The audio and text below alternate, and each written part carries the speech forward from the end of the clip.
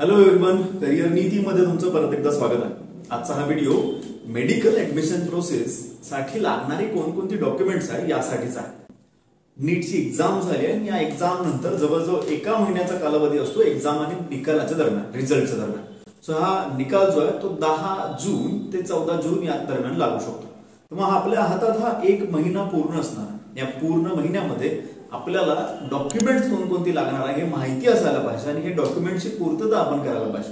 आता नीटच्या एक्झामचा विचार केला तर एक्झामचे कोणकोणते डॉक्युमेंट लागतात तर ते लागतं ऍडमिट कार्ड। पहिलं तुम्ही नीटच्या ऍडमिट कार्डवर नीटची परीक्षा दिली, पण नीटचं ऍडमिट कार्ड हे सुद्धा एक मॅन्डेटरी डॉक्युमेंट आहे ऍडमिशन प्रोसेससाठी। सो ऍडमिट कार्ड तुम्ही आता एक दिलंय ऑलरेडी, जे ऍडमिट कार्ड तुम्ही सबमिट केलं नीटच्या एक्झाम वेळी, त्या ऍडमिट कार्ड ची पीडीएफ तुमच्याकडे असेल तर त्या पीडीएफ ची प्रिंटआउट आपल्याला त्या ऍडमिशन प्रोसेस वेळी लागेल। सो ही जी पीडीएफ आहे ती तुम्ही जपून ठेवा। दुसरं लागेल नीटचा रिझल्ट।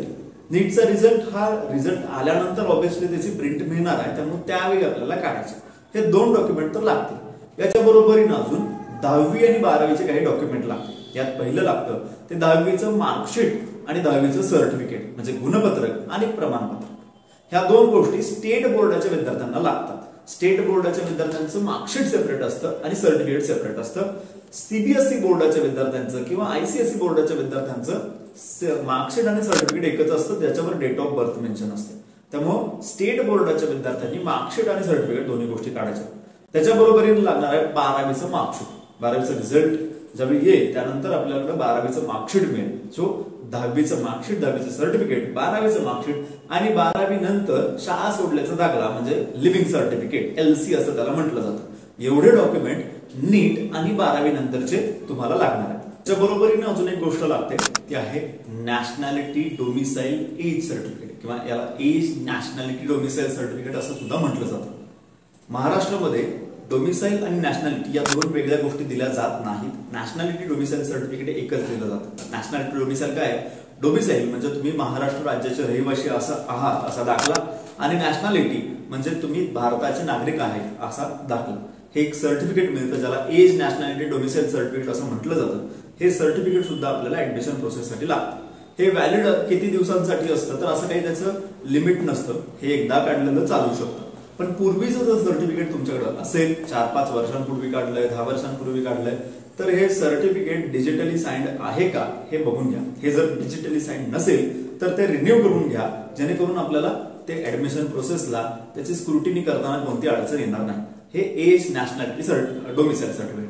आतापर्यंत मी जे काही सर्टिफिकेट सांगितले, ज्यामध्ये नीटचा ऍडमिट कार्ड, नीटचा रिझल्ट, 10वीचं मार्कशीट, 10वीचं सर्टिफिकेट, 12वीचं marksheet, living certificate, age nationality domicile certificate, हे सगळे सर्टिफिकेट सगळ्या कॅटेगरीजसाठी लागणार।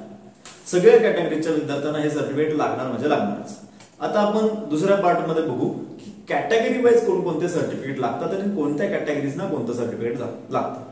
याच्यामध्ये पहिल्या पार्ट मध्ये आपण बघू की OBC, SBC, NT1, NT2, NT3, VJ या कॅटेगरीजना कोणकोणते डॉक्युमेंट्स लागतात। या ज्या कॅटेगरीज आहेत ज्या सांगितल्या मी, त्या कॅटेगरीसाठी पहिलं सर्टिफिकेट लागतं कास्ट सर्टिफिकेट म्हणजे काय? जातीचा दाखला। हे कास्ट सर्टिफिकेट तुमचं स्वतःच्या त्या विद्यार्थ्याच्या नावाचं असायला पाहिजे, कास्ट सर्टिफिकेट। दुसरं सर्टिफिकेट लागतं कास्ट व्हॅलिडिटी सर्टिफिकेट म्हणजे जात पडताळणी प्रमाणपत्र। हे सर्टिफिकेट यायला जास्त वेळ लागतो कारण याचे हिअरिंग वगैरे होतात, त्यामुळे हे certificate as early as possible apply करा। कास्ट व्हॅलिडिटी असल्याशिवाय तुम्हाला ऍडमिशन मिळणार नाही। काही वेळा काय होतं की कास्ट व्हॅलिडिटी वेळेत मिळत नाही आणि त्या विद्यार्थी टोकन घेऊन जातो की सर माझ्याकडे कास्ट व्हॅलिडिटीचं टोकन नाही, मला ऍडमिशन द्या।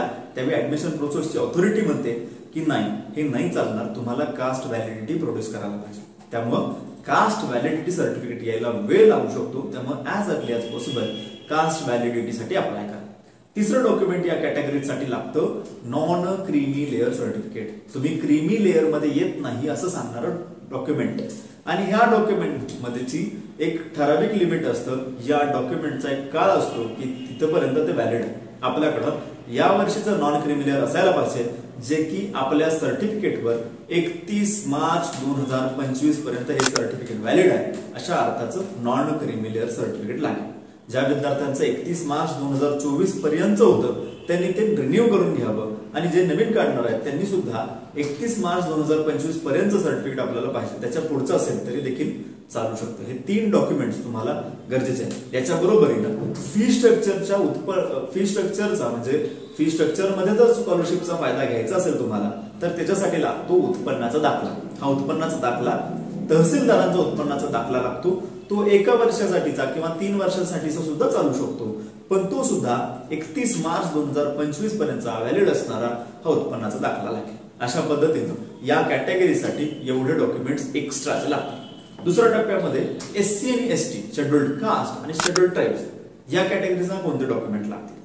SC आणि ST चा विचार करता SC आणि ST ला 2 डॉक्युमेंट्स एक्स्ट्राचे लागतात. एक आहे कास्ट सर्टिफिकेट, जातीचा दाखला, आणि दुसरा कास्ट व्हॅलिडिटी सर्टिफिकेट. हे 2 डॉक्युमेंट SC आणि ST या कॅटेगरीसाठी लागतील. तिसऱ्या टप्प्यामध्ये EWSच्या विद्यार्थ्यांसाठी कोणते डॉक्युमेंट लागू शकतात? ओपन EWS ज्या विद्यार्थ्यांना कोणतेही रिझर्वेशन नाहीये पण त्या विद्यार्थ्यांचं उत्पन्न वार्षिक उत्पन्न 8 लाखांच्या आतलं आहे अशा विद्यार्थ्यांना इकॉनॉमिकली वीकर सेक्शन नावाचं एक वेगळं रिझर्वेशन मिळतं. त्यांच्यासाठी कोणते डॉक्युमेंट्स लागू शकतात? तर ते आहेत EWSचं स्टेट सर्टिफिकेट म्हणजे राज्याचा EWSचा दाखला आणि त्याच्या बरोबरीनं केंद्राचा EWS दाखला, central EWS certificate. State EWS plus central EWS. तुम्ही ज्यावेळी ऑल इंडियाच्या ऍडमिशन प्रोसेसमध्ये जाल त्यावेळी सेंट्रल EWS तुम्हाला तिथे लागेल. जर तुम्हाला स्टेटच्या ऍडमिशन प्रोसेसमध्ये जायचं असेल तर तिथे स्टेट EWS लागणार. त्याच्या बरोबरीने लागेल उत्पन्नाचा दाखला. जे विद्यार्थी EWS मध्ये येतात त्यांना EWSच्या बरोबरीने उत्पन्नाचा दाखला सुद्धा लागेल, जे की 31 मार्च 2025 पर्यंत व्हॅलिड असेल. EWSचं सर्टिफिकेट सुद्धा 1 वर्षासाठी व्हॅलिड असतं. याच्यामुळं त्याच्यावर 31 मार्च 2025 पर्यंतची तारीख असायला पाहिजे. त्यामुळे EWS काढताना ही काळजी घ्या की ते 31 मार्च 2025 पर्यंत व्हॅलिड असायला पाहिजे. अशा पद्धतीनं हे कॅटेगरी वाईज 3 टप्प्यांमध्ये आपण बघितलं की कोणकोणते डॉक्युमेंट्स आपल्याला कॅटेगरी वाईज लागतात. आता हे झालं सगळं कॉन्स्टिट्यूशनल रिझर्वेशनचे डॉक्युमेंट्स. आपण अजून एका व्हिडिओमध्ये पुढच्या व्हिडिओमध्ये स्पेशल रिझर्वेशनच्या डॉक्युमेंट बद्दल बोलू, ज्यामध्ये hill area, PWD, Maharashtra Karnataka disputed border area किंवा डिफेन्स याला कोणकोणते डॉक्युमेंट्स लागतात हे आपण येणाऱ्या नेक्स्ट व्हिडिओमध्ये बघू. सध्या तरी एवढे डॉक्युमेंट तुमच्यासाठी सफिशियंट आहेत. एवढे डॉक्युमेंट्स सध्या तरी काढा. याच्या व्यतिरिक्त अजून काही लागणार नाही.